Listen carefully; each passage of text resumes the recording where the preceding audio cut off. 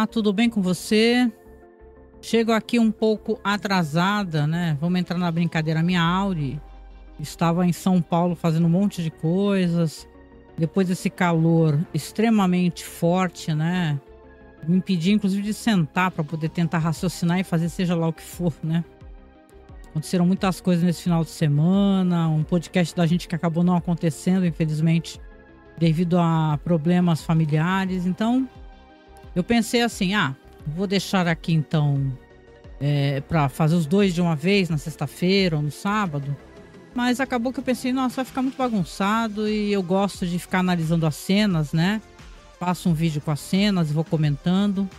Então achei melhor, mais interessante tentar já sentar e conversar sobre esse quinto episódio, que é o Trojan Horse, né? Trojan, né? Trojan, não sei.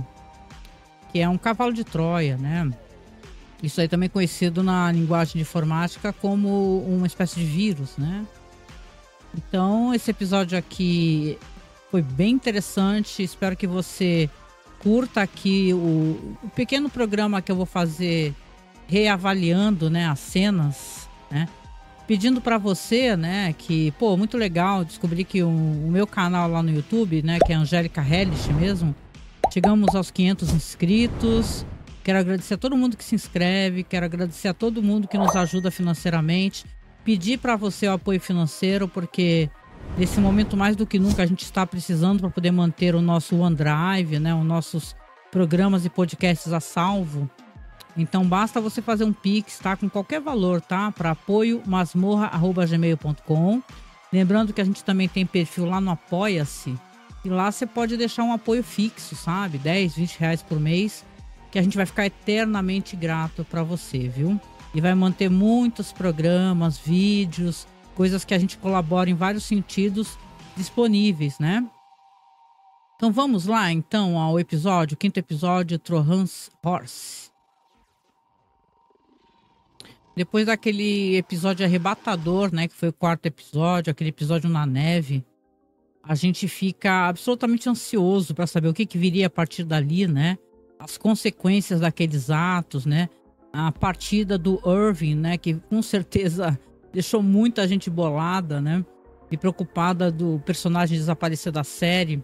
Eu questiono se ele vai desaparecer, porque realmente eu penso que ele tem muito ainda para entregar. Ele tem mistérios próprios, né? Uma agenda própria, como Auri mesmo, né? Então, eu acho que muita coisa acontecerá e o Irving vai aparecer muito pra gente. Mas a gente começa aqui então nosso episódio com uma cena muito estranha que, claro, várias pessoas já andaram comentando, né? Que é a cena do cara do carrinho, né? Você vê que se aproxima uma figura ao longe com um carrinho, né? Um carrinho se arrastando, assoviando. Uma música que é uma música clássica, né? Antiga, não clássica de tipo Mozart, né? Mas uma música antiga. E ele vai lá para um setor com muitos arquivos, né? Onde está esperando aquela companheira do Burt, né? Mais uma outra mulher, e pede a elas algo que elas já estão esperando ali para dar. A gente vê que é um equipamento odontológico, né? Isso aí nos ajuda a recordar cenas que vimos anteriormente, né? Aquela parede de fotos de bocas, né? Que o Dylan falava que era...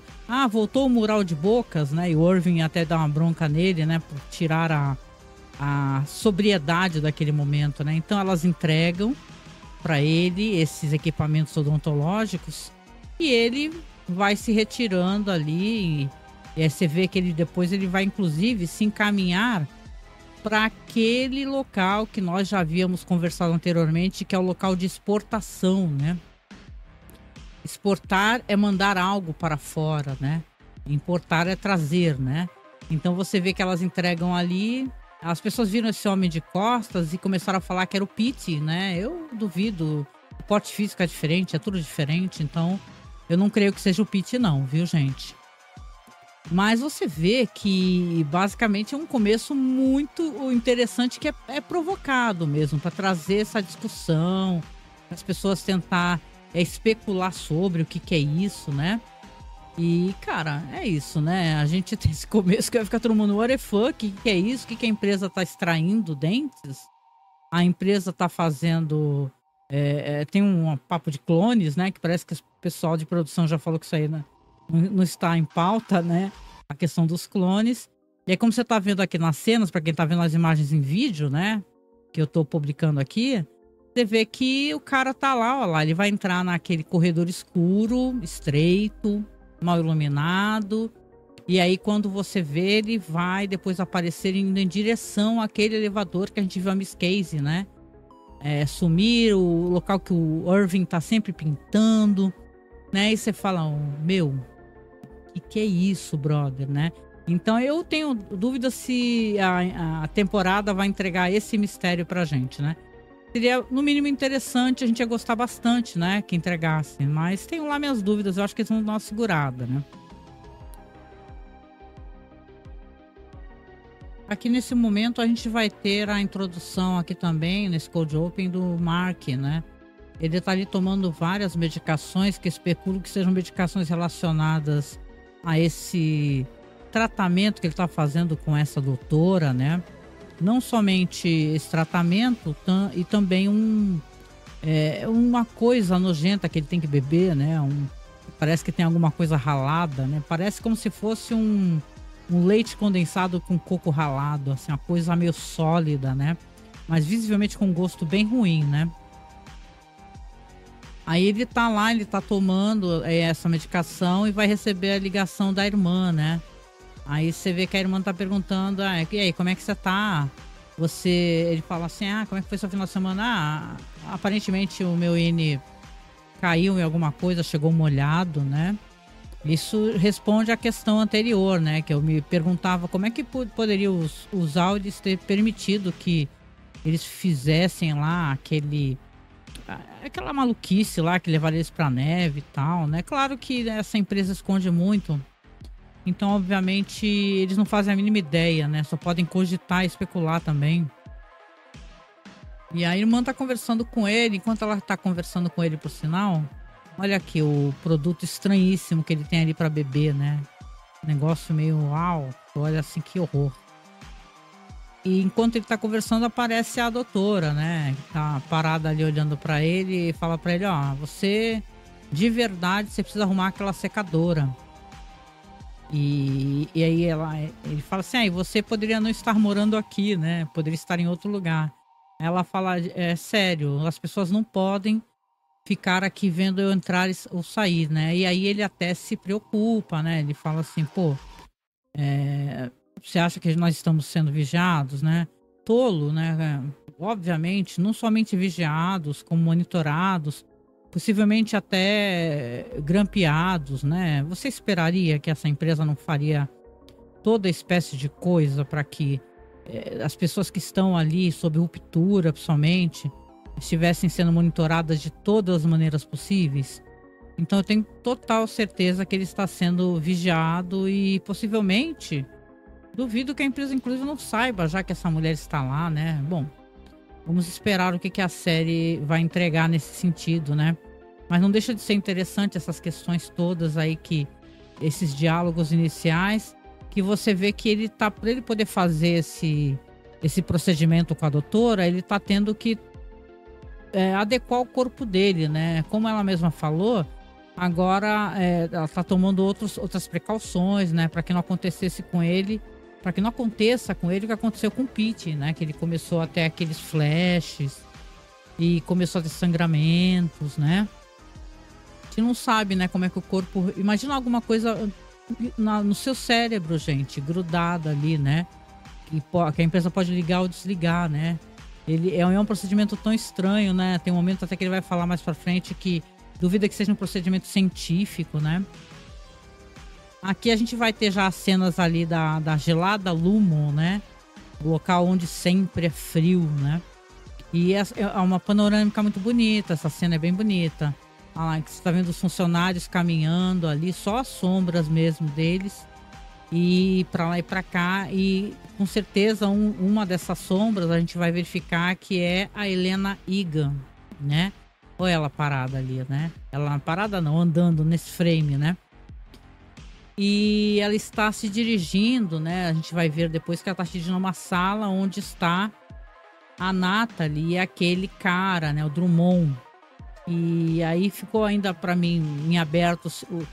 Parece uma pessoa, com certeza não é auxiliar dela, alguém que tem veja bem, ela é quase que uma funcionária nessa situação, porque eu queria até comentar, porque eles falam sobre isso, né? Fala como é que você está, né? Depois do que aconteceu, você vai passar por alguns. É normal passar por um trauma depois do que houve, né? E ela tá ali, né, olhando, encarando eles, como se ela fosse uma. Ela tá ali tanto quanto um Miltic, né? Tanto quanto um Mark S. Para aquelas pessoas que estão ali, que estão comunicando para ela os desejos do pai. Ela fala que ela quer falar para o pai pessoalmente, eles dão a entender que, na verdade, eles mesmos já falaram, né? Então ela não tem muita. Como é que eu diria? Ela não é muito dona dessa situação, me pareceu, sabe? Isso daqui, aos poucos também se desvelando pra gente o que exatamente a Helena Egan pode e o que ela não pode. E aqui eles mencionam uma coisa muito estranha, né? Porque eles falam que ela tem que retornar para lá, porque é necessário que o Mark ele aumente, né, a porcentagem nesse projeto aí, né, no Cold Harbor, né? Que já está bem avançado, está em mais de 80%. E aí eles mencionam até uma coisa estranha, a tal de sessões de obrigatoriedade ou de obrigação, né? E, gente, parece que o pessoal fala aqui na internet que é algo que a Lumon faz após a pessoa passar por traumas, porque ela não quer mais voltar. Ela até sugere que ela volte como ela mesma, fingindo. Eles falam que não dá certo, que ela tem que voltar como Helly. E ela fala, ó a cara que a Natalie faz, que faz uma careta. Ela fala assim, não, você não vai voltar como Helena, você tem que voltar como Helly, né? Aí ela fala, mas eles já tentaram me matar 2 vezes. Uma, vamos lembrar que a própria Helly, né, que tentou se enforcar naquele elevador. E agora essa coisa que aconteceu com o Irving, né? Que desencadeou o final do episódio anterior, foi fantástico, né? Aquele final, né, gente? Então o cara tá comunicando assim, mas o que meu pai acha disso, né? Meu pai concorda com isso? Aí ele fala, esse Drummond fala assim, não apenas concorda, como ele exige que você faça isso, né? Então ela tá numa situação ali que ela não tem muito direito de escolher, né? Você vê, né? Essa empresa dessa família, né? Então, e eles tratam ela agora como se ela fosse uma coisa, não é verdade? Olha que interessante os paralelos, né? O Mark precisa de você para poder concluir. Então vamos dar a Helly a ele. Né? Aí você tem cenas do Mark ali chegando, né? Na empresa e vai se apresentar para todo aquele procedimento que a gente já conhece, né? E a Helena não está muito satisfeita, né? Mas a gente já dá a entender que não apenas ela vai voltar, porque aí vão aparecer cenas depois dela. Já naquele procedimento lá de subindo, etc, né? Aí, como vocês estão vendo, já começam as cenas da Helena, né? Subindo lá descendo para andar de ruptura, né? E quando ela acorda, já acorda como Helly, né? Assustadíssima, vendo aquela menina demoníaca, a senhorita Wang, toda sorridente, né? Um sorriso aqui é uma armadura. E ela perguntou, what the fuck, quem é você, cacete, né? Ela fala, sou a senhorita Wang, por favor, me siga, né? Ela demora um pouquinho, mas acaba seguindo a menina. Você vê que a senhorita Wang está levando ela para aquele escritório ali do Miltic, né? Aonde ela vai depois, inclusive, reencontrar os outros companheiros de ruptura, o Mark e o Dylan, né? E aí o Mark olha pra cara e fala, a menina responde, não, é a Helly mesmo, né? A Swaine. Aí o Miltic já aparece ali todo sorridente, a Helena exige que ele dê respostas, porque, sinceramente, né? O que tá acontecendo, né? E é tudo muito enrolação ali, tá todo mundo muito desconfiado, muito nervoso com tudo isso. Então o Miltic, obviamente, tá sendo inquirido, principalmente pelo Dylan, né? Que vai falar várias vezes, cadê o Irving? Cadê o Irving? Me responde. responde a minha pergunta, cadê o Irving, né? E as pessoas querem saber, né? E a Halle também quer respostas. Então é um momento ali onde o Miltic está sendo confrontado ali por todos que estão curiosos de como as coisas terminaram anteriormente, né? Vamos lembrar que seria então esse primeiro momento logo depois daquele episódio ali da neve, né, e tal, né? Então o Miltic vai vir com um papo ali mega furado de um rei que gostava de se disfarçar com uma capa cinzenta, acinzentada, e descobrir como é que seus cidadãos estavam, né? Quais eram as verdadeiras demandas do reino. E aqui, na verdade, Helena Egan, essa senhora muito maravilhosa, ela está lá para poder... deixa eu parar aqui. Está lá para poder verificar também que, na verdade, é muito importante o que ela fez. Eles não caem, porque, obviamente, né?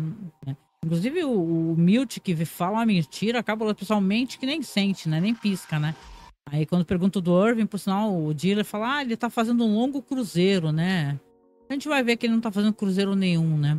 Aí depois vai levar eles pro local onde agora as coisas estão com uma disposição totalmente diferente. Agora tem 3 baias ali de escritório, né? E inclusive as fotos, o Irving foi apagado das fotos, gente. Olha que a cena de cima, né? Então aquilo traz muito um transtorno, né, pro Dylan, que já fala que é necessário que se faça um funeral, né? Porque ele era um ser humano, ele estava entre eles, era necessário que se fizesse um funeral. Coisa que o Miltic olha assim para ele seriamente, né? E os outros acabam concordando também. O Mark, de maneira muito demorada, né, a concordar, né? Falando inclusive assim, contanto que seja rápido, né? Aí o Dylan fala, o quê? Como assim contanto que seja rápido, né? O Mark nesse episódio aqui, deixa eu dar uma paradinha, tá uma incógnita, né? Porque eu acho que isso aí tem a ver com sentimento de culpa, né? Porque o Irving, ele tava tentando avisar pro Mark, né? Que aquela ali não era a Halle, que ele tava se encantando, que ele tava sendo enganado. Então, e no final termina com a morte, porque é a morte do Winnie, né? Esse fato da empresa retirar a pessoa, né, dali, ali vamos recordar que apesar da gente ter acesso aos Auris, né, e a vida deles, a empresa, as pessoas que estão lá dentro, elas nunca saem de lá, né, a vida delas é o que elas veem ali de dentro, né, então é como se a pessoa simplesmente desaparecesse, né, como aconteceu com o Pete, né, você passou anos trabalhando com a pessoa e via sempre, o tempo todo, não tinha horários separados disso, e sim uma constante. E no final de contas a pessoa só sumiu, né? Então o Dylan exige, né, que haja um funeral e a Halle concorda, o Mark concorda muito que, sei lá, tanto quanto de má vontade, né? Um comportamento muito estranho. Mas você vê que ele também está deparando com uma frustração, né? Depois ele vai falar sobre isso, né? Uma falta de sentido, né, de qualquer luta que eles tivessem ali. Então o Mark nesse momento é um Mark que se era um Winnie sempre bem-humorado e tal, agora uma pessoa já descompensada, infeliz, né, sem ver horizonte, né, para a situação. Tanto que quando ele começa a tossir, vai pro banheiro, a Halle tenta conversar com ele, né, e perguntar para ele o que aquela Helena fez com você, né? E ele não responde, ela pergunta, você não reparou que não era eu? Né? A gente sabe que eles transaram ali, foi um abuso, né, que foi cometido, né? Um abuso mesmo, né, trabalhista, emocional, tudo, sexual, né? Ela se aproveitou da situação. Enquanto o Irving tá lá, você vê que tem essas cenas que são muito boas, né? A empresa tá pronta para tudo, essa maravilhosa impressora matricial, que eu sinto muita saudade.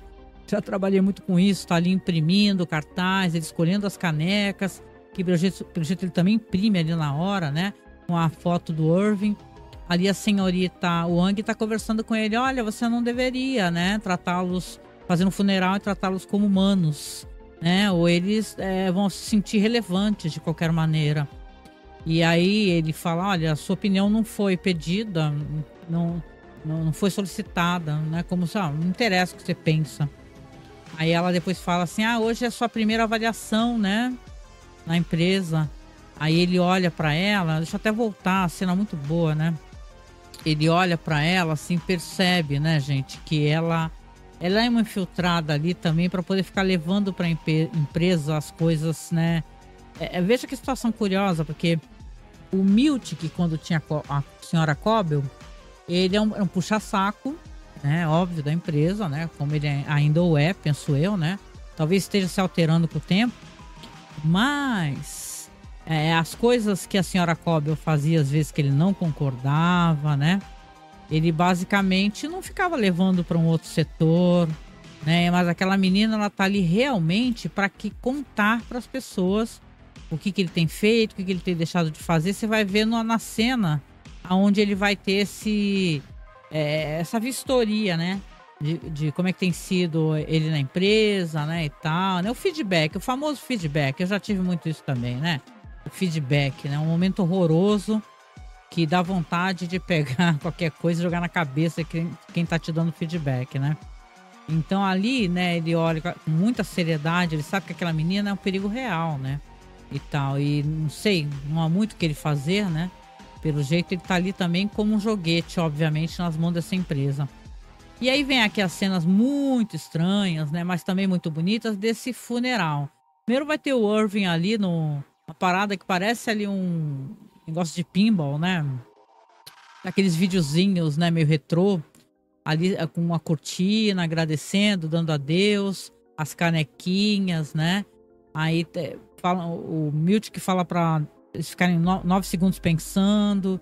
Aí depois o Dylan vai ser convidado a falar algumas palavras. A falar palavras muito bonitas, né, gente? Ele fala sobre as coisas que o Irving fazia, né? Que o Irving, mesmo sendo um Caxias, né? Interessante, né? Porque você para pra pensar na evolução, né? Da relação do Dylan com o Irving, né? Que mesmo o Dylan, ele sendo um cara assim, que era muito diferente do Irving, né? Um cara muito competitivo, né? E tal. O Irving muito Caxias, né? Ele mais... sendo competitivo, mas era meio crítico e pelo menos tirava sarro, né? Certos absurdos que a empresa colocava. O Irving era um cara que ele sabia a cartilha da empresa de cabeça, né? Então ele fala assim que teve uma ocasião que o Irving quis ensinar para ele uma lição e colocou toner de Xerox no café e tal, e que depois ele esqueceu, mas o Irving falou para ele não beber porque ele queria dar uma lição a ele, mas não queria machucá-lo, né? E ele fala que mesmo assim acabou esquecendo. E ele fala que ele quando comenta sobre o último episódio, onde o Irving falou para ele algumas coisas que ele não levou a sério, que ele acabou não seguindo, que ele poderia ter falado palavras mais bruscas, mas não falou. Então, ali é um sentimento de muito arrependimento, né? Que eu acho que também isso também está ali na cabeça do Mark naquele momento, né? Um sentimento de frustração e arrependimento. Quando a senhora Itawang vai tentar tocar aquele instrumento, né, estranho lá, né? Aquele que faz aqueles barulhinhos estranhos. O Milt que não deixa lá. Ele fala assim, depois você toca. E ela fica olhando com uma cara assim, né? E vai chegar também na sala o estranhíssimo, para dizer o mínimo. A mesinha ali de sucos, ok? E de uma melancia com a cabeça do Irving, gente. O que é isso aqui com kippah, né? Na cabeça, dando a entender que o cara era judeu. E ali uns melões ali, né? Eu assim, tá aí uma coisa que eu gostaria, né? De comer nesse calorão que a gente tá, né? A gente vê uma melanciazinha, dá uma vontade. Mas eu não sei se eu queria comer um pedaço de orelha de melancia, como tem um momento que o Dylan tá comendo ali a parte da orelha, né? Parabéns ao escultor de melancia, gente. Que basicamente fez uma escultura ali. Não tá parecendo muito com o Irving, né? Com o ator lá maravilhoso. Mas dá pra encarar, dá pra entender e tal, né? Mas não deixa de ser estranho, né? Pra falar o mínimo. Você tá comendo, você tá devorando, né? A pessoa que esteve ali com vocês, algum símbolo, né? Eu sempre achei estranho, até quando as pessoas colocam em bolo, sabe? Aquele papel arroz com a cara da pessoa. Ai, tô comendo o nariz da Angélica, né? Vamos supor, né? Você fala, what? Estranho. Aqui é uma cena toda muito constrangedora, né? Visivelmente dolorosa. É um episódio sobre luto, sobre despedida, sobre perda, sobre saudade. Então ali quando eles ficarem sozinhos, né? Aí você vê que o Mark tá ali muito desconfortável. Você vê pela atitude mesmo, pela postura, que ela que tá reclamando aqui, a senhorita Wang. Ah, você não deixou eu tocar. Ele fala, depois você toca pra mim. Aí o Mark tá comendo e olhando ali muito triste, sentado separadamente. A Halle e o Dylan estão lá olhando e tal. E o Dylan tá comendo um pedaço que é a orelha lá do Irving, né, gente? Então, o Mark, do nada, ele basicamente já tá comendo alguma coisinha, já resolve ir embora, já deu, né? E tal. E o desconforto, né? A Halle fala, poxa, mas já, né? Ah, não tem nada o que fazer, né? E tal, né? E o Dylan, inclusive, ele solta uma ótima. Ele fala assim, e aí, você já falou pra ela? Sobre o negócio da senhorita Casey ser a sua esposa? Aí ela fala, o quê? Como é que é? Ela é esposa do Alt, do Mark. Ele fala, ela é esposa do meu Alt. Né? Então você vê que ele vai sair andando, né? No que vai ser seguido ali depois pela Halle. Você vê, eu gostaria de até dar um momentinho agora para poder falar sobre a postura da Brit Lauer enquanto atriz, né? Ela é muito boa, né? Você fazer papéis que você tem que interpretar personagens diferentes, com personalidades diferentes, não é uma coisa muito fácil, não. É muito fácil se escorregar na atuação e você achar que você tá fazendo diferenças e tal, mas é toda uma questão de postura, de sorriso, de micro feições, né, que você vai criando ali, né? Tomar cuidado para não parecer aquele maluco lá que fica falando em micro feições e fica avaliando crimes e bababá. Mas sabe, mas enquanto atuação é uma coisa que é muito fácil de você escorregar. Eu acho que a Brit Lauer vai muito bem. Nesse momento que ela tá aqui conversando com o Mark, tentando conversar, e fala, poxa, Mark, né, conta pra mim, pô, não sai andando assim e tal. Aí ele dá a entender que ele não acredita mais nela, né, que ela basicamente né, não deu nada certo ali. Ela fala, olha, e fala assim, Helena, ela fala, mas não sou eu que fiz isso, né, eu não fiz nada disso, né.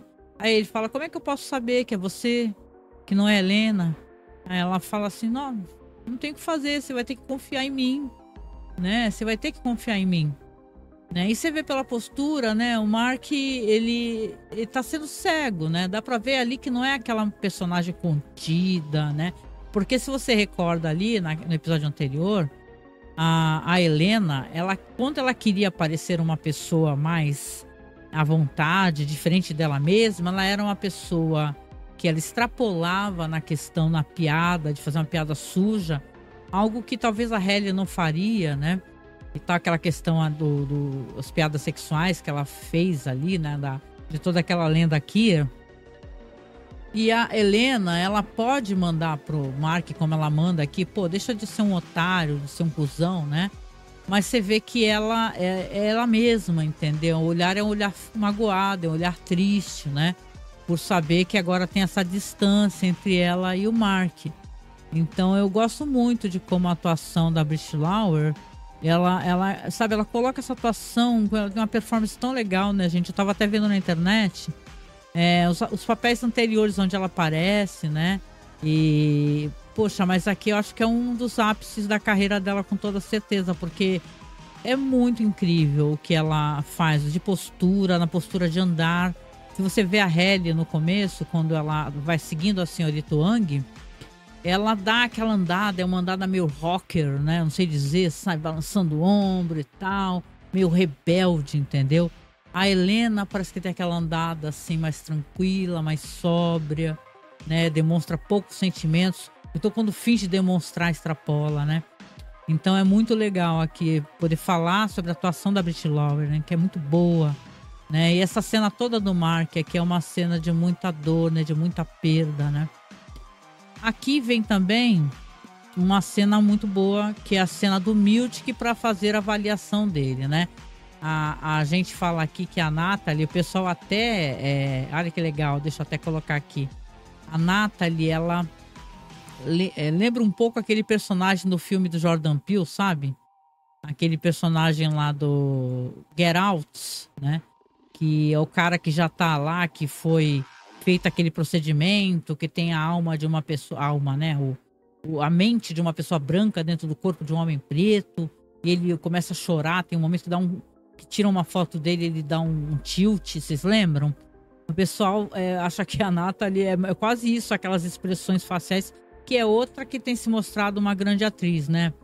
Com toda certeza, porque é ótima, assim, no sentido dela realmente com aquela coisa de você ter uma atuação contida, baseada em sorrisos, né, em coisas que também te blindam, né? Você não está sendo verdadeiro ali, né? E aqui o Miltic, ele vai aproveitar esse momento para que ele tenha dela algumas respostas, né? Ele fala: Natalie, gostaria de perguntar para você sobre como é que foi, né, da ocasião que você recebeu os quadros, né? Vamos recordar que ele recebeu uns quadros que tem as figuras de Kier, né? Aqueles quadros lá, reinterpretando como se Kier fosse um homem preto. Então, aquilo é muito ofensivo, né? Aquilo é blackface, né? E a gente entende o quão errado é isso, né? Essa questão de representatividade vazia, né? Da empresa querer, né, angariar sua simpatia, te colocando num local que, na verdade, você não está, né? Esse respeito é um respeito vazio, né? Então, aqui ele tenta trazer dela alguma informação que, óbvio, ela não dará, né? Ela só fica encarando ele só e fala: o senhor Drummond está esperando você. Vamos, né? Então é assim, não haverá resposta. Eu tenho aqui a impressão que esse personagem aqui, o Miltic, que isso aí tá óbvio pra gente, que esse cara vai estar ainda totalmente ao lado dos Innis, tá? De mostrar pro mundo o que essa empresa é, entendeu? Que ele tá se desconstruindo cada vez mais, principalmente nessa temporada, onde ele tá recebendo uma carga de frustração, né? Mesmo eles depois, né? Você vai ter no final aquele fazendo meio que querendo jogar pela cartilha do que a empresa impõe, né?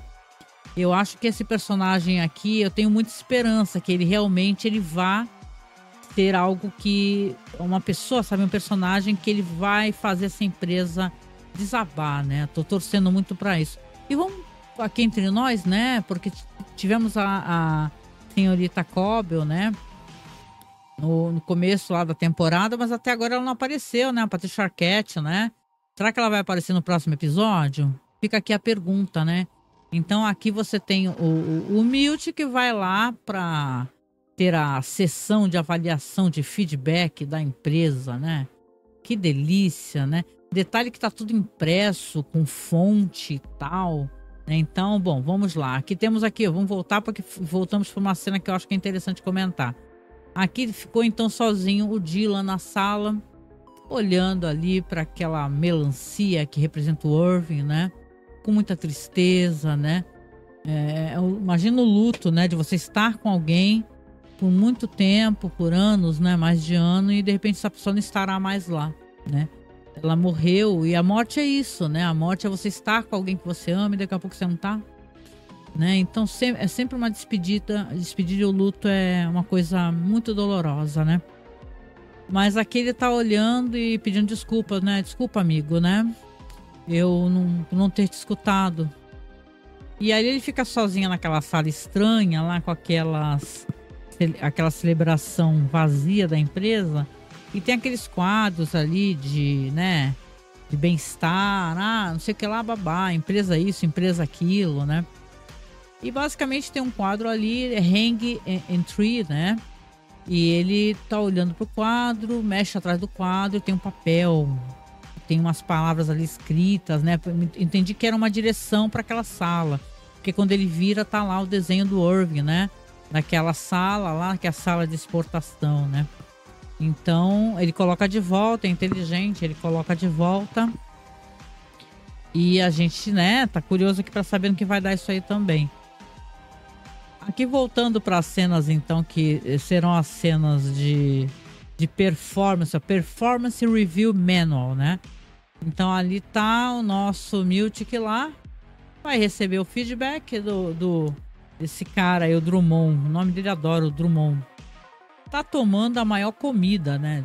Caramba, por tudo que aconteceu, né? Aqueles Innis que foram colocados no começo da temporada, que não deu certo, foram realocados para aquela cidade, depois tiveram que ser né, demitidos dali, foram para outro local, né, saíram xingando. Esse evento aí do episódio anterior, né, que ele, pelo jeito, ele que sugeriu, que promoveu, né, e tal. Ele tenta se justificar, inclusive o cara fala assim, se você tiver alguma... costuma demorar, acho que é em torno de, sei lá, de 2 a 6 horas. Então, qualquer coisa eu te dou o menu. Aí ele fala assim, espero que não, cara, escolha o menu, dando a entender que menu do almoço, né? Vai demorar mesmo. A Natalie tá ali só observando. E ele tá sendo ali, então, todos os pontos negativos da performance dele. E coisas banais, né? Tem um momento que o cara fala pra ele que ele usa frases com muitas palavras, que ele não utiliza o clipe do jeito correto, né? E tal. E coisas absolutamente idiotas, né? Então, obviamente, você tem ali um feedback ali que é a famosa comida de rabo, né? Que a gente toma quando as coisas não estão indo muito bem, né? E o Miltic tá ali só escutando, né? Essa cena até continua, então eu vou passar pra frente. Porque aqui, como você tá vendo aqui, já tem uma parte aqui do Mark, né? Que aí você vai ver ele abrindo aqui as pastas desse computador. E ele vai abrir justamente aquela pasta lá do que a gente comentava, que é o Cold Harbor, olha, ó. Então você vê que, na verdade, né, aqueles números que a gente está verificando e ele acessando, etc., já era desse projeto Cold Harbor, né? Claro que a gente tem aqui uma percepção, né, que é o ponto de vista do narrador, né? Então é interessante a gente ver isso, porque a gente refletir que aquilo pode ser totalmente mentira. Esses números que são verificados, eles têm sentimentos em relação a esses números, né? Eu senti algo referente a esses números. Então, pode ser que, na verdade, nem seja isso que eles estão vendo. Sejam outras coisas totalmente diferentes, né? Como todo mundo tá falando. Então, quando você vê que ele tá em Cold Harbor, você entende que, finalmente, o tempo todo é falado na série. Ele já tá em 81% em Cold Harbor, né? Tá indo muito bem. Mas o que é Cold Harbor exatamente? Né? Então... né, essa percepção que a gente tem pode ser totalmente falsa, né? Que é pela visão do narrador, né? Vamos lá. Continuando aqui, continua então a sessão de comida de rabo aqui do Miltic, né? Que é o esculhambo sem fim, a questão de clipe, olha lá, variando com cenas do Mark, né? Falando assim, olha, você colocou a empresa em risco, né? E o nome de Helena Iga em risco, ele tá ali absolutamente chateado, né? Então, inclusive... ele sugere que ele fala assim, deixa eu dar aqui ele sugere, o Drummond, que o Miltic seja mais duro com os zines, né? Ele fala que eu não sou a senhorita Cobel e tal, dando a entender que ele tem um jeito dele de trabalhar, mas ele não tá dando certo, então ele tá sendo pressionado a ele a pressionar muito mais esses zines, né?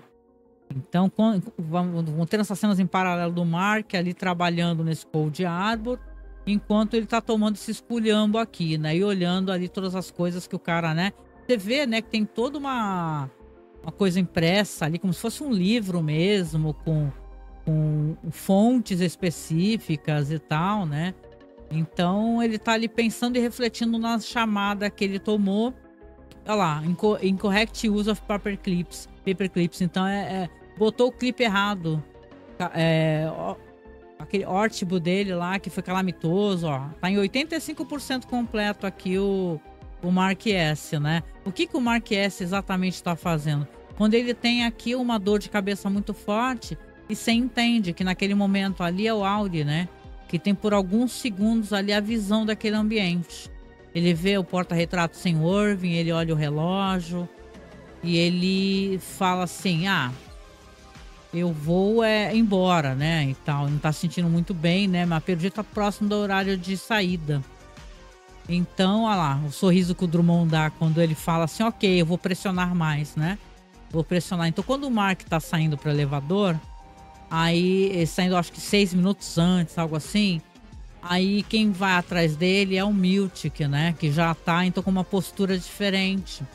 Ele pede pro Mark aguardar, fala que quer falar com ele, entra com ele no elevador, fala assim, o que foi? Você tá saindo mais cedo?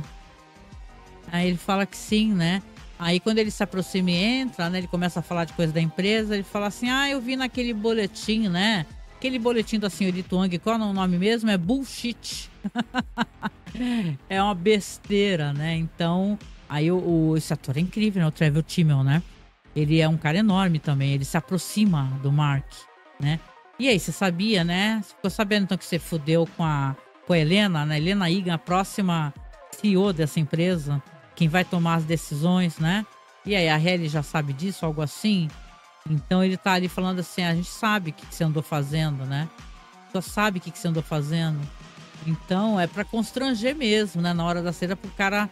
Imagine só, né? Você para pra pensar que enquanto essa porta fecha, vamos refletir um segundo juntos, que daqui a pouco a porta vai abrir com ele de novo na empresa, né? Porque na verdade a única visão que ele tem é do elevador fechar, depois ele vai abrir com ele voltando, né? E a um segundo anterior, um minuto anterior, tava aquele cara falando na cara dele, e aí, né? Trepou, né, com a Helena. Então é isso, né? É uma pressão psicológica absurda, né? E ele vai saindo, claro, sem ter nenhuma informação disso. Então, como Mark, e tossindo, né, com aquela coisa que ele toma da tosse. E quando a gente vê que ele está sendo observado pela Helena, né? Aí o pessoal comenta aqui também, né? Deixa eu até voltar aqui, né? Nessa cena que a Helena tá olhando ele saindo. Que basicamente o pessoal comenta que a Helena aparentemente está apaixonada pelo Mark, que é por isso que ela sugeriu que queria voltar, né? Fingindo ser Halle, né? Então tem várias coisas que o pessoal está especulando aí, né? Que a Helena na verdade queria fingir, né? Que ela não queria voltar como Halle, né? Na verdade parecia para mim que ela não queria nem voltar mesmo, né? Então é claro ali que a Helena observando o Mark ali deixa a gente com a suspeita de que na verdade ela pensa, porra, né? Eu tive momentos legais lá, né, com esse cara, assim, ser Helena, sem ter que ser essa pessoa que eu sou, né? Que a gente vê até para aqueles diálogos que ela tem ali com o Drummond e a outra mina lá, né? Que você vê que ela não tem autonomia, gente. Ela também é pau mandado ali, sessão de obrigatoriedade. Né? Então quer dizer que os familiares têm sessões de obrigatoriedade, tanto como os INES têm as sessões de bem-estar, ou então o break room, né? Que na verdade é sessão de tortura.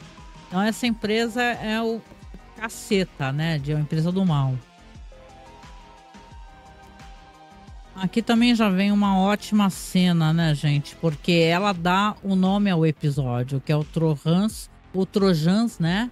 Horse. Você tem ali o cara ali, o cunhado do Mark, lendo ali o que ele tem escrito, né? Vamos lembrar que ele é a pedido da Natalie. Ele tá escrevendo ali um outro livro, né? O Ricken, né? Tá ali falando pra Devon, né? Olha só, né? Palavras referentes a o relógio estava lá, mas eu não precisava nem olhar, porque o líder que ia não sei o que, babá. E ela tá ouvindo lá aquele tralalá furado, né? Aí ela lê e questiona, fala assim, vem cá, você tá escrevendo tudo diferente do que você havia escrito anteriormente, né? Por quê? Né? Ali, é que os Ines, eles se sentem mais confortáveis com coisas que eles já têm costume, né? Ou seja, né, é quase que um novo livro de conformidade da Lumon, que ele tá escrevendo, o que é um apêndice desse livro. E aí ela até ri, né? É porque a Natalie, a Nete e tal, e ela fala, porque vamos recordar aqui que por mais que a gente não goste desse discurso de livro de coach, e falaram que até realmente foi feito, né, como material extra por aí, né, deve estar em inglês, né, para o pessoal poder acessar, e deve ser no mínimo divertido, né, fizeram realmente uma versão em PDF do livro aí do Ricken, que é um livro que você vê que ele fala pela questão do trabalhador, né, você não é o seu trabalho, né, e tal. Não à toa, isso inspira o Mark. Que o Mark é um cara que ele... É um cara que ele era muito... a percepção dele era muito...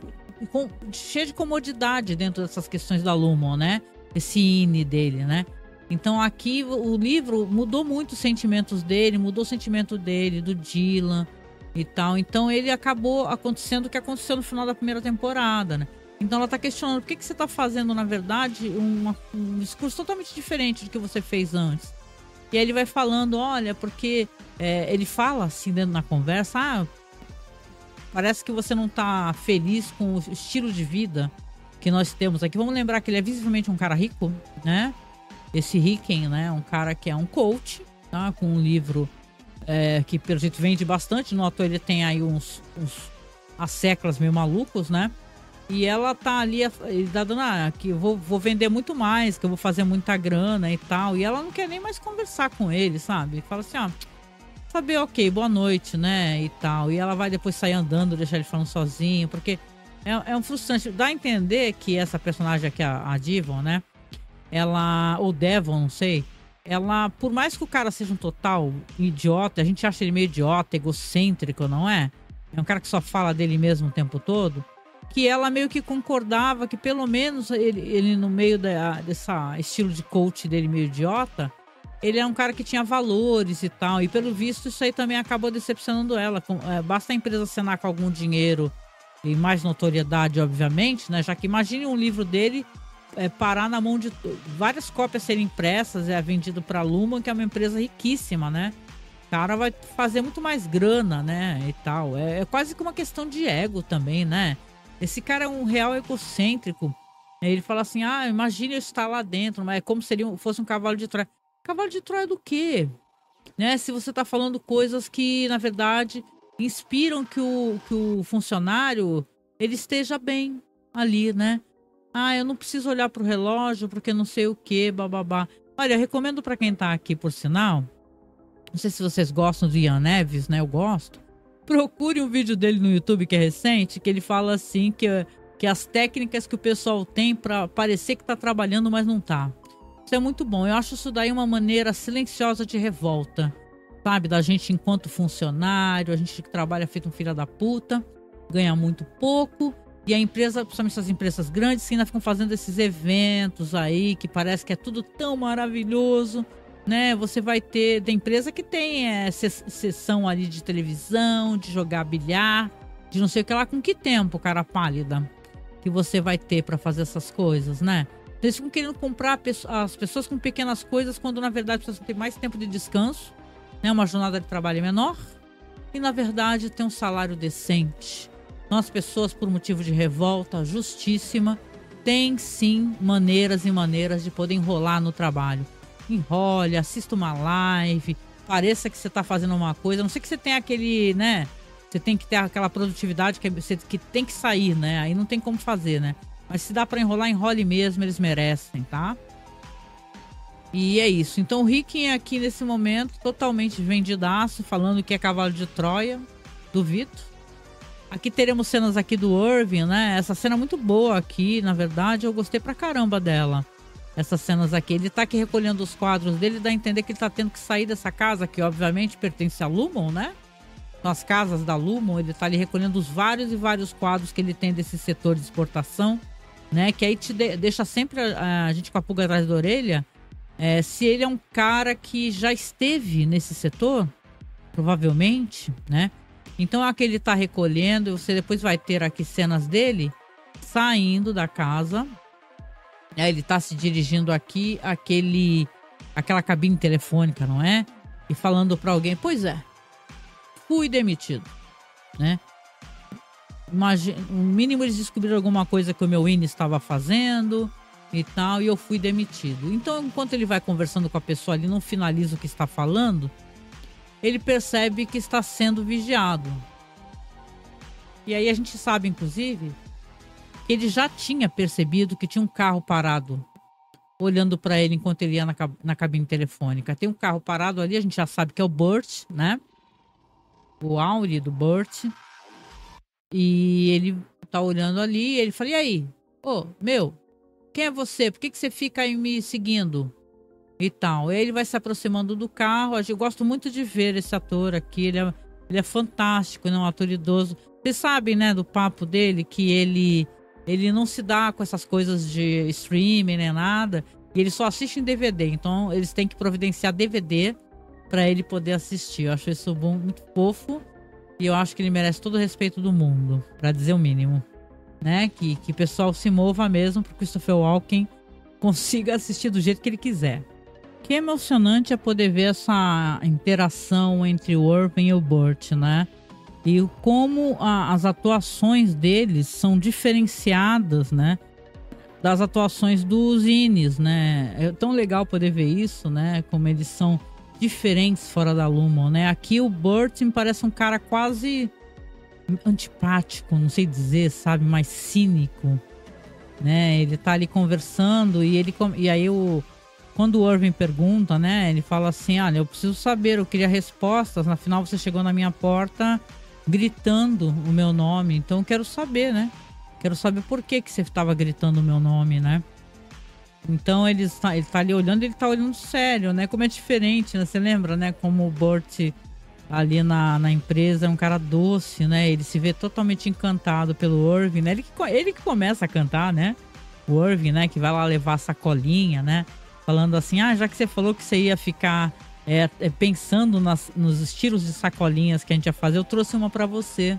Pra tentar ajudar, talvez até na tua produtividade, né? Mentira, ele tava ali pra rever, né? O Irving. Então isso é muito fofo. Então aqui é um Burt muito diferente, né? Ele tá ali reclamando, por sinal, que isso trouxe problemas no casamento dele. Aí a gente sabe que aquele cara lá é o Fields, né? E eles tinham uma viagem programada, acho que era para o Missouri. E aí foi cancelado e tal. E pelo jeito teve uma briga ali entre os dois. Só que ele quer respostas, ele precisa saber o que aconteceu, por que ele chegou gritando na porta, né? E ele fala que tem um presunto, né? Que ele fez um como se fosse, acho que como se fosse esse que a gente compra no Natal, né? E tal, e ele vai servir. E se ele gostaria de ir lá, ele fica até na dúvida assim, não sei se eu deveria te convidar, né? Mas vou convidar assim mesmo, né? O Irving tá olhando ali, é semi-encantado, né? Eu acho bem bonito isso daí também e tal. E ele fala assim, se você for, se leve um vinho de preferência caro, um vinho adequado, né? E tal, um vinho bem legal para poder. Então fica nesse convite aí e com certeza ali o Irving aceita, né? A gente tá muito curioso, né? A gente quer ver esse almoço, né, gente? Pelo amor de Deus, né? Então é mais destaque aqui para esse momento aqui, aonde você descobre então que na verdade o Burt estava o tempo todo seguindo ali o Irving para saber o que exatamente o Irving gritou na porta, né? O que o Irving gritou? Será que ele gritou assim, Burt, eu te amo, né? Eu te amo, não me deixe, né? Então é uma coisa fantástica. Eu quero que essa cena depois na série ela seja mostrada pra gente, porque a gente tem um corte muito brusco ali de quando o Burt, né, na temporada anterior, ele acorda na porta, né, ele acorda enquanto o Ine, né, na porta do Burt e você vê que ele tá ali sacudindo e gritando, né, mas será que ele falou alguma coisa a mais? Eu queria muito saber sobre isso. Então fica combinado ali que ele vai então pra esse almoço, porque o Fields, o marido dele, ele quer respostas, né? E tal, o casamento talvez tenha ficado meio abalado. Então, na verdade, talvez isso daí seja uma questão entre o casal ali, né? Imagina, você tá casado com alguém, você fala, pô, quer dizer que você lá na empresa você tem um caso com outro cara, você é apaixonado por outro cara e tal, e vai saber, né? As discussões que rolariam em relação a isso. Eu não sei como é a Sharon, que é a esposa do Dylan, ela não tem essa preocupação, né? De falar assim, olha, será que o teu Ine tá pegando alguém lá na empresa, né, e tal. Então, não deixa de ser interessante, né? São questões que são levantadas referentes a essa ruptura, né? E aí eles se despedem, né? O carro vai acender as lanternas e ele vai embora, olha pra trás e tal, né? É uma coisa, né? O Irving não saber que ali é o amor da vida dele, né? Pelo menos daquele personagem que já existiu chamado Irving, né? Aqui vão ter as cenas finais do episódio que você vê que a doutora, ela estaria analisando ali aquelas caixas no sótão que são coisas da esposa do Mark, né? Que na empresa da senhorita Casey. E quando ele vê, ele fica muito brabo com isso. Ele fala, pô, o que você tá fazendo? E tal. Aí tem umas lãs que ela fazia tricô. Ele olha pra caixa, inclusive você vê que na caixa tem as cinzas dela, né? Como é que ele nunca... né? Esse é um processo de luto realmente problemático, né? Que tem o que ele pensava ser, ele não fala assim, que seriam as cinzas dela, né? Ele não conseguiu mesmo seguir em frente nesse sentido, né? Normalmente a pessoa pega as cinzas e faz uma cerimônia, né? Joga aos pés de uma árvore, joga no mar, joga no local onde a pessoa escolheu em vida, né? Então ali tá numa caixa no sótão, né? E ela fala que tá mexendo ali porque ela quer tentar fazer uma conexão melhor com o personagem dele, né? Com o personagem dele não, né? Com as coisas que são importantes a ele, né? Pra fazer perguntas, talvez, né? E ele tá ali, ele vai mexendo nas coisas, guardando as coisas frustradas, fala assim, será que nem são as cinzas dela? Ela fala, a Lumon tem esquema com várias empresas funerárias, né? Então, na verdade, enquanto ela vai arrumando as coisas ali, né? E dá pra entender que eles vão fazer novamente aquele procedimento. E ele, inclusive, uma hora ele pergunta, né? O que você acha? Você acha que estão machucando ela? Aí ela para, assim, fala, eu não sei, né? Então é uma sensação de muita frustração, né? E tal, né? Eu acho que o final desse episódio é maravilhoso, porque ele começa a ter uns flashes sonoros. Ele começa a escutar, assim, o seu Winnie, aliás, perdão, o seu Auri. Ele é capaz de fazer isso, capaz de fazer aquilo. E aí você vai lembrar das sessões de bem-estar da senhorita Casey, né? E tal. Ele até pergunta, e aí, você falou alguma coisa? Ele pergunta pra doutora, ela, eu não falei nada. E tal. E ele vai subindo as escadas. Enquanto ele sobe as escadas, ele começa a ter, assim, uns pequenos flashes, assim, de um outro local, né? Enquanto escuta essas coisas, assim, o seu alt paga as contas até 3 dias úteis e tal, né? As coisas que tinham naquela sessão de bem-estar, né? Ele olha pra trás, não é ela que tá falando, ele olha pra frente, ele tá em outro local. Ele tá dentro da empresa, justamente naquele corredor estreito, né? Uma hora ele tá no corredor dele, daqui a pouco tá no corredor estreito. E enquanto ele vai falando, ele vai seguindo o corredor, né? Que dá pra uma porta, pra um local muito iluminado, né? Enquanto ouve palavras que ele não entende, aí ele vai ouvindo as coisas assim, tentando entender, né? Porque ele entende aquele momento que ele está novamente, né? Dentro da empresa, né? E quando ele vai se adentrar aquela sala super iluminada, né? E vai olhar para lá, olhar para cá, depois ele vai mais para frente, né? E what the fuck, né? O que eu tô escutando, né? Da onde vem essas palavras? E aí que é um momento muito emocionante. O episódio termina assim, né? Que aí é quando ele vai se virar e ele se dá com a senhorita Casey, né? Que é a esposa dele, né?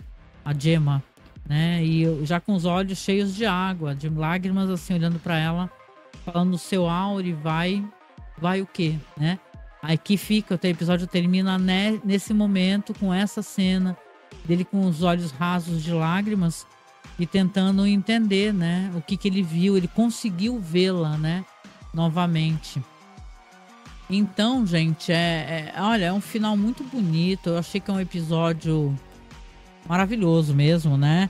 Que quando você pensa assim que vai ter um episódio Meu Filha, né? Você fala, pô, agora deve ser um filler, né? Vamos ver que a série vai entregar aqui, né? Eu achei que trouxe muita coisa interessante, trouxe essa quebra, né, de confiança entre o Mark e a Hayley, né? Os prováveis sentimentos que a Helena tem sobre o Mark, talvez. Aquele lance dela ficar observando ele sair, né? Ela se dá o trabalho de ficar observando ele sair, né?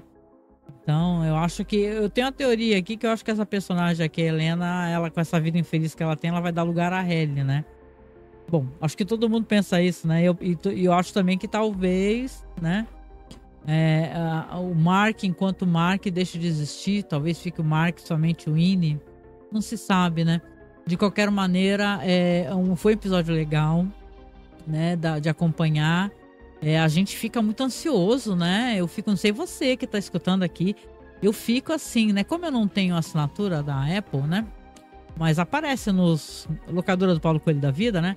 Aí eu fico ali atualizando a página pra ver se aparece, atualizando até que pá, apareceu, né? E dá aquela felicidade, aí eu posso assistir, né? Vou falar pra vocês, viu? Pra você também que tá aqui comigo, né? Não tô falando pro plural, né?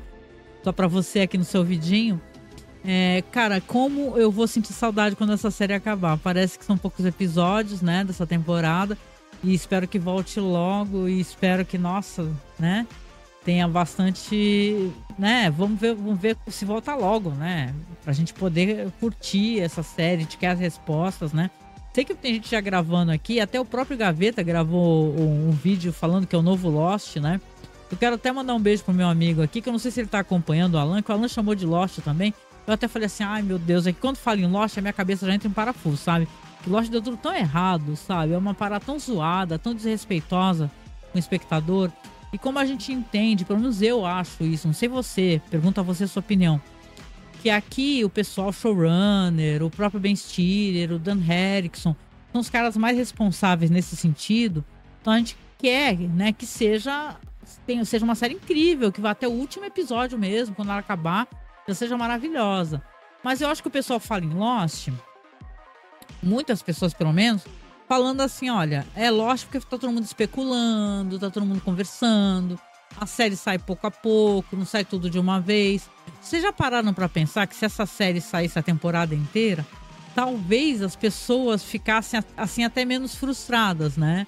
Pra quem tá meio chateado, porque tu tem a resposta toda, né, de uma vez só.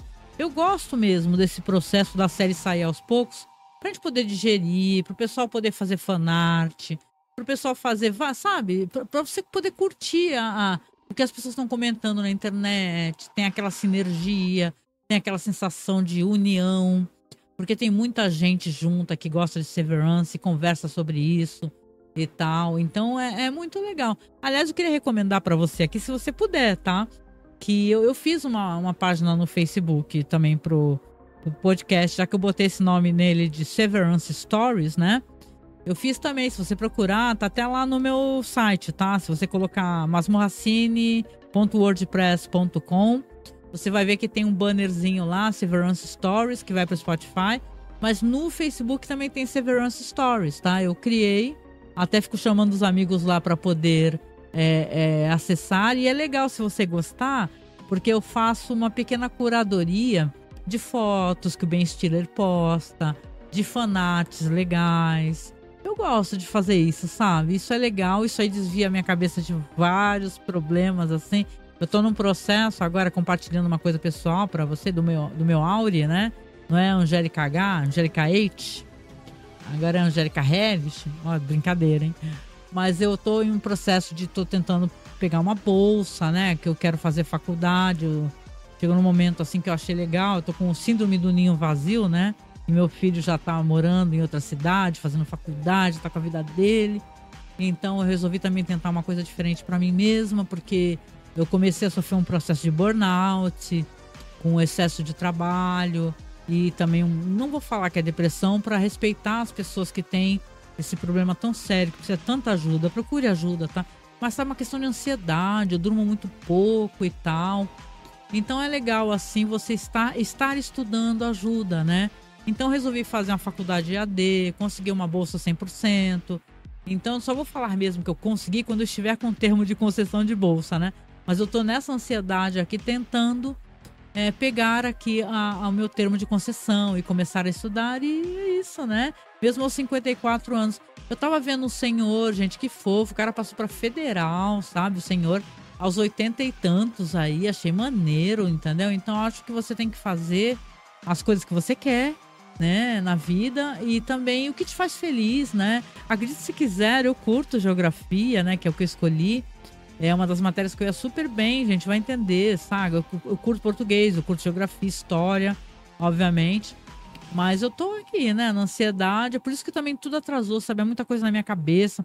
Quando eu tava em São Paulo, naquele calor terrível, né? Eu fui levar documentação lá no polo da faculdade. Fui ver meu filho, óbvio que eu estou morrendo de saudades, tenho sempre saudade. Aqui no Guarujá, não sei de onde você é, mas aqui no Guarujá tava um calor muito forte, sensação térmica de, sei lá, 50 graus, entendeu? E eu tendo que trampar, sabe? Eu já chegava passando mal no trampo. Hoje, como eu tô fazendo home office, eu pensei assim, pô, eu vou tentar gravar esse áudio aqui, é por isso que eu peço desculpas por ter atrasado, porque eu não ia conseguir, eu não tava conseguindo segunda, eu não tava conseguindo terça.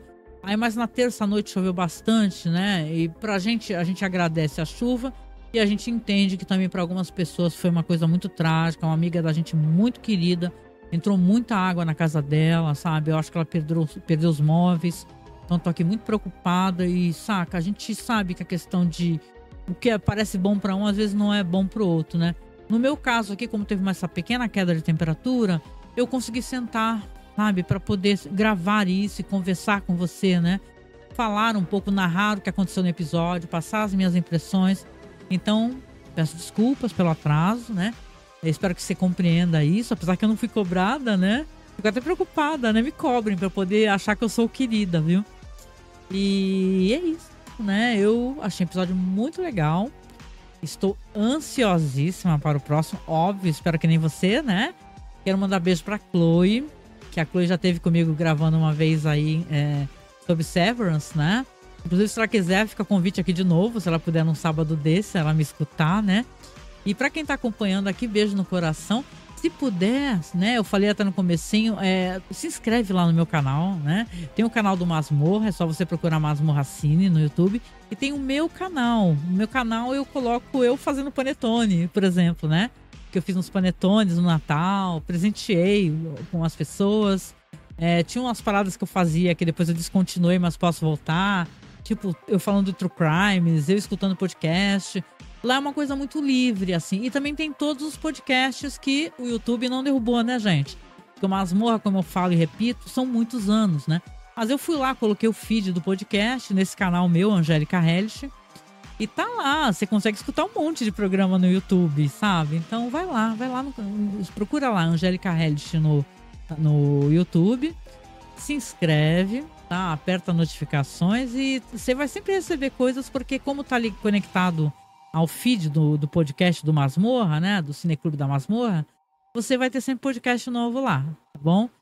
Beijo no coração. Se puder, nos apoia, tá? Peço sim aqui, eu passo a sacolinha, né? Peço sim, porque a gente precisa tentar sobreviver nessa internet que tá tão difícil, né? Antes que a casa caia, né? E eu fale assim, não consigo mais, né? Eu vou tentar muito ficar, né?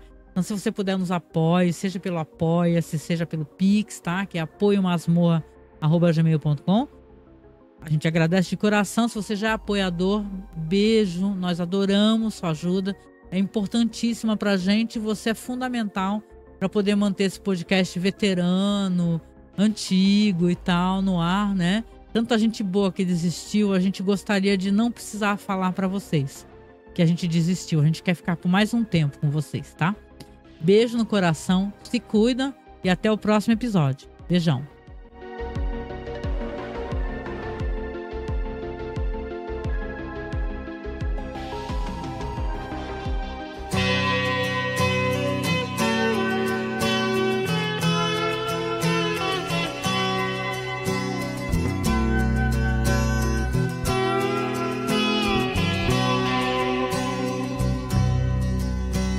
The legend lives on from the Chippewa on down of the big lake they call Gitchagumi. The lake, it is said, never gives up her dead when the skies of November turn gloomy. With a load of iron ore, 26,000 tons more than the Edmund Fitzgerald weighed empty. That good ship and true was a bone to be chewed when the gales of November came early. The ship was the pride of the American side, coming back from some mill in Wisconsin. As the big freighters go, it was bigger than most, with a crew and good captain well seasoned, concluding some terms with a couple of steel firms when they left fully loaded for Cleveland. Then later that night when the ship's bell rang, could it be the north wind they'd been feeling?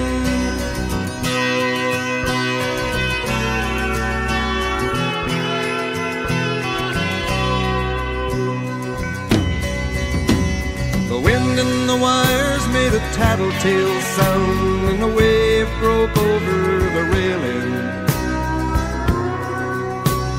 And every man knew, as the captain did too, 'twas the witch of November come stealing.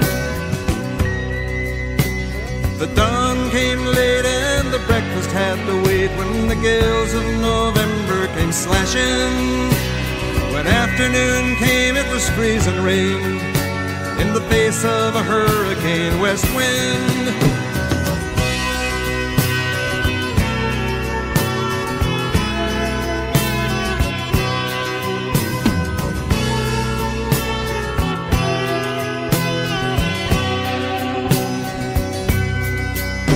When supper time came, the old cook came on deck saying, "Fellas, it's too rough to feed you.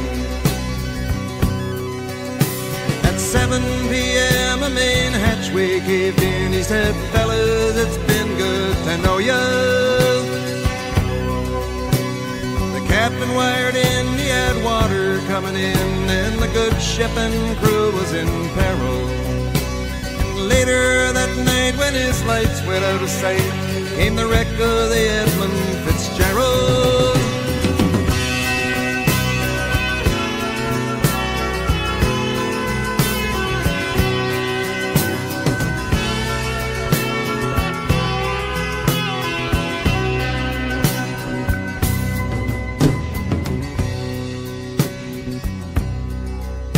Does anyone know where the love of God goes when the waves turn the minutes to hours? The searchers all say they'd have made Whitefish Bay if they'd put 15 more miles behind her. They might have split up or they might have capsized. They may have broke deep and took water.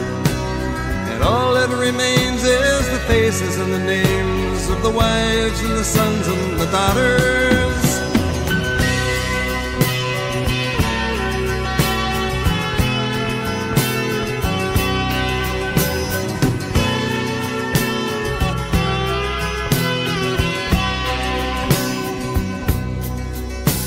Lake Huron rolls, Superior sings in the rooms of her ice water mansion. Old Michigan steams like a young man's dreams. The islands and bays are for sportsmen. And farther below, Lake Ontario takes in what Lake Erie can send her. The iron boats go, as the mariners all know, with the gales of November remembered.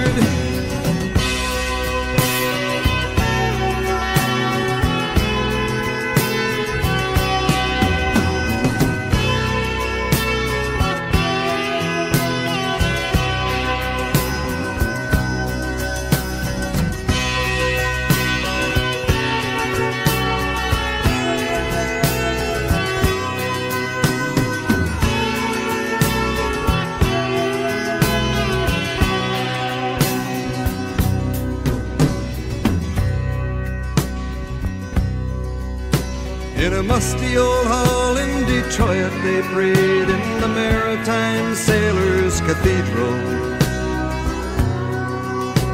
The church bell chimed till it rang 29 times for each man on the Edmund Fitzgerald. And the legend lives on from the Chippewa on down of the big lake they call Gitchagumi. Superior, they said, never gives up her dead when the gales of November come early.